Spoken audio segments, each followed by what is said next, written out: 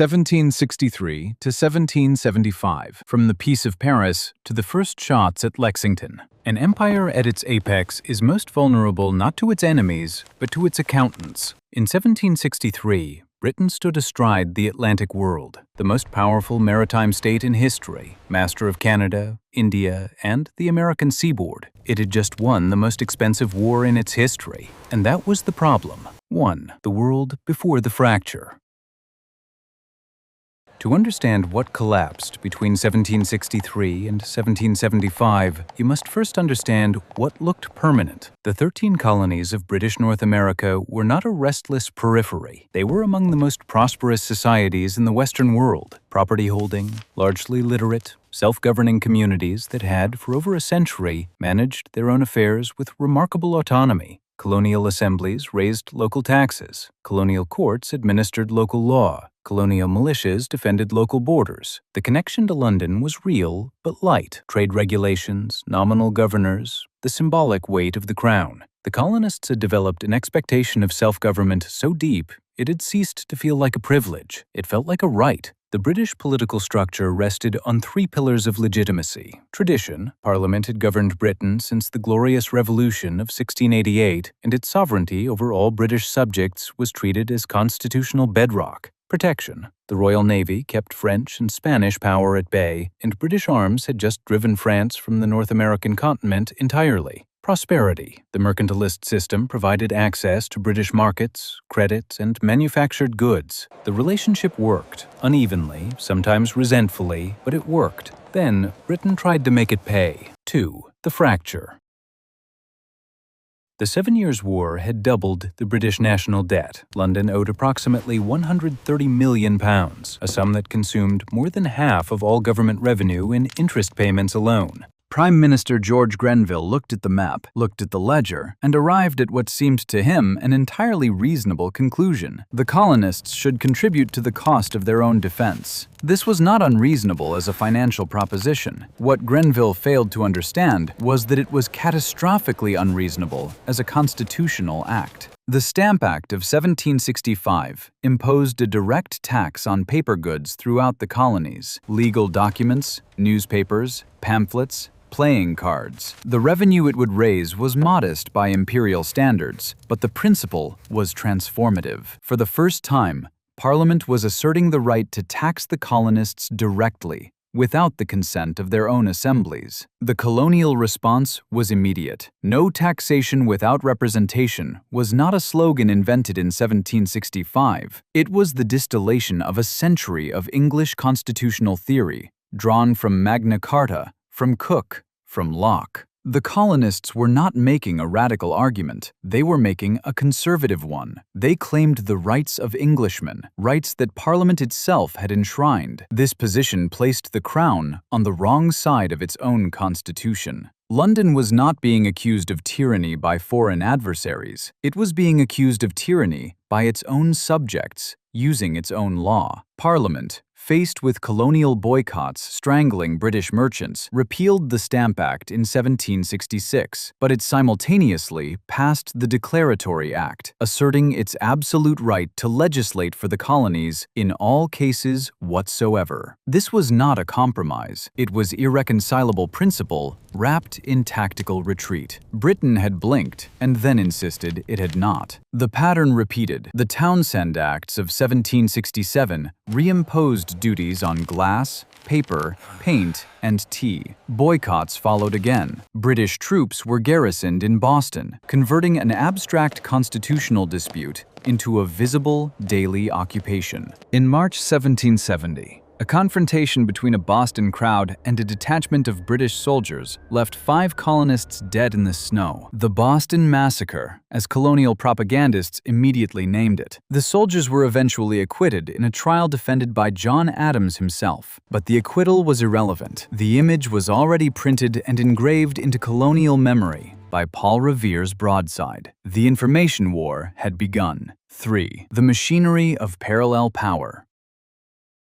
What happened between 1765 and 1773 was not merely political agitation. It was the construction, piece by piece, of a rival power structure. The Sons of Liberty emerged as the first organized network of resistance operating outside formal British authority. Their leadership included merchants, lawyers, printers, and craftsmen, men of standing who understood both property and leverage. They organized consumer boycotts that gave economic content to constitutional protest and enforced them through social pressure, public shaming, and the occasional application of tar and feathers. This was coercion. Crude, extra-legal, and effective. The Sons of Liberty pioneered a form of parallel enforcement that made the Crown's official machinery look both distant and irrelevant. The Committees of Correspondence followed, organized first in Massachusetts under Samuel Adams in 1772, then spreading colony by colony through 1773. These committees were, in essence, an underground legislature, horizontal networks of letters, printed circulars, and shared intelligence that allowed the 13 colonies to act as a collective for the first time. They derived their authority not from tradition or charter, but from consent. This was a new kind of legitimacy. It was fragile. It was also powerful. The Boston Tea Party of December 1773 was not mob disorder. It was a precisely calculated symbolic operation. The East India Company's tea carried the last surviving Townsend duty, retained deliberately by Parliament to assert the principle of taxation. The Sons of Liberty, dressed as Mohawk Indians, boarded 3 ships in Boston Harbor and destroyed 342 chests of tea, valued at approximately £10,000. Not a person was harmed. Not a plank of the ships was damaged. Only the tea was destroyed. The message was surgical. We reject this specific assertion of authority in the only language Parliament has left us.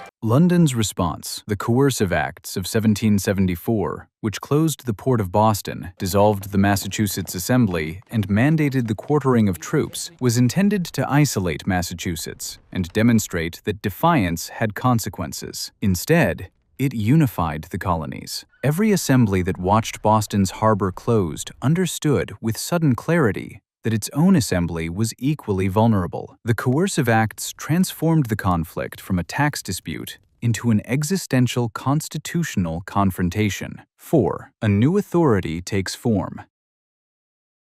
In September 1774, 56 delegates from 12 colonies met in Philadelphia at Carpenter's Hall, the First Continental Congress. Georgia alone did not send delegates. They came with no legal authority from the Crown, no royal charter, no parliamentary sanction. They came with something more durable, the consent of the governed. What they created was not yet a government. It was a coalition, a formal structure for collective action that bypassed every institution of British authority in America. It drafted a Declaration of Rights. It organized a Continental Association, a comprehensive boycott of British goods, and empowered local committees to enforce it. Those committees became the first agents of revolutionary governance in the countryside, identifying loyalists, applying social pressure, using the credible threat of economic ruin, governance without charter, authority without crown. Legitimacy built from the ground up, one county committee at a time. The Congress agreed to reconvene in May 1775. Whether that reconvening would be a negotiating position or a governing body depended entirely on what London did next. London chose force. In April 1775,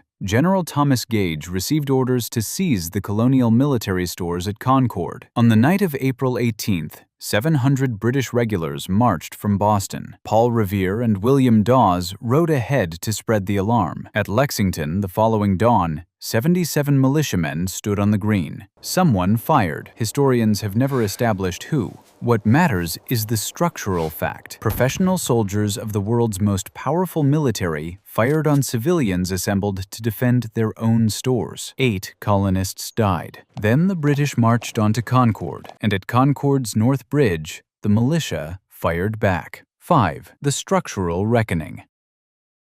The running fight back to Boston, A British retreat under fire across 16 miles of Massachusetts countryside was not a decisive military victory. The Crown's forces reached Boston. By conventional metrics, the day was a draw. The power mechanics were anything but a draw. The committees of correspondence distributed accounts of Lexington to every corner of the 13 colonies within days. The framing was accurate, an act of aggression by a standing army against free men defending their rights. Within weeks, thousands of militiamen converged on Boston, trapping Gage's 6,500 regulars inside a city they occupied but could not control. The British Army found itself surrounded by a countryside whose political allegiance had already transferred elsewhere, with supply lines crossing 3,000 miles of ocean. The Second Continental Congress convened in May 1775 to find itself presiding over a war it had not declared, fought by an army it had not organized, funded by resources it did not possess. It voted to adopt the forces surrounding Boston as the Continental Army. Then it faced the question that would define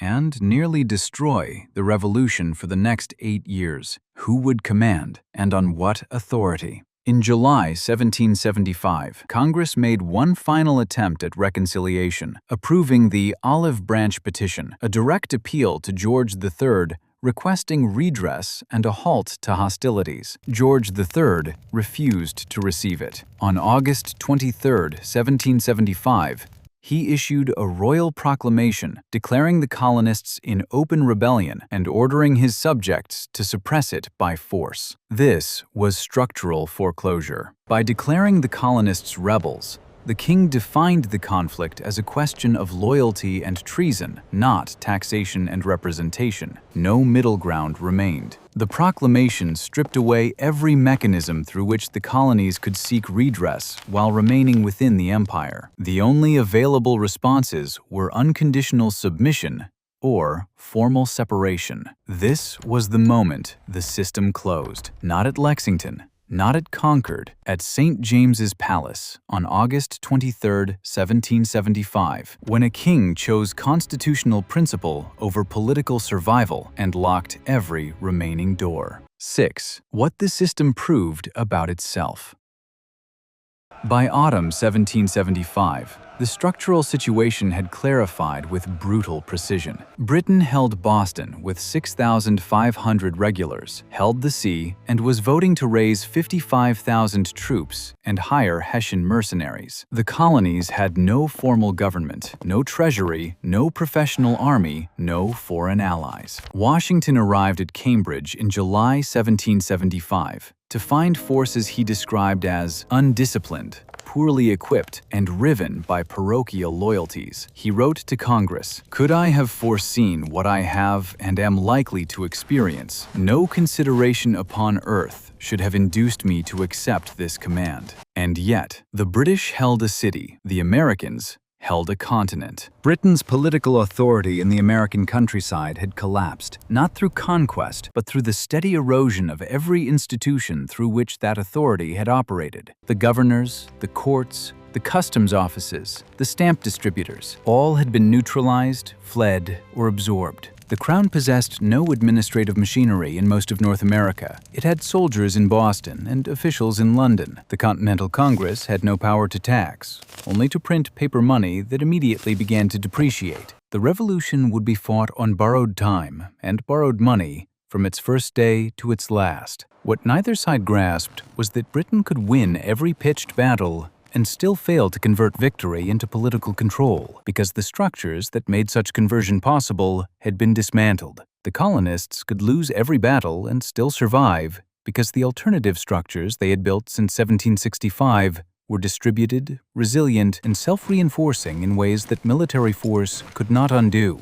Power is most dangerous to itself when it mistakes administrative capacity for consent. For 150 years, the Crown had governed the colonies through tacit cooperation, the colonists accepting imperial authority in exchange for protection, trade access, and local autonomy. The system worked because no one tested it hard. The Stamp Act tested it. London discovered that what it had believed was a structure of authority was, in reality, a structure of convenience. The moment Parliament asked the colonists to pay rather than simply to comply, the entire edifice of imperial legitimacy began to dissolve. not because the colonists were revolutionaries, because they were conservatives, insisting on rights the system itself had promised them. Every countermeasure between 1765 and 1775 accelerated the process it was designed to halt. The coercive acts meant to isolate Massachusetts unified the continent. The garrison troops meant to enforce order became the proof of tyranny. The Royal Proclamation meant to define rebellion, defined independence as the only remaining option. Congress sat in Philadelphia, governing by consensus, an entity without a name. Washington sat in Cambridge, commanding an army that would barely outlast the winter. A king sat in London, signing proclamations about loyalty in a territory where his authority no longer extended beyond the reach of his soldiers' muskets. The system had broken, not with a crash, piece by piece, over 12 years, through the accumulated weight of decisions made by men who each believed they were defending the order they had inherited, and who, in doing so, destroyed it. That is the first and deepest lesson of the American Revolution. Authority does not fall to its enemies, it falls to its own contradictions.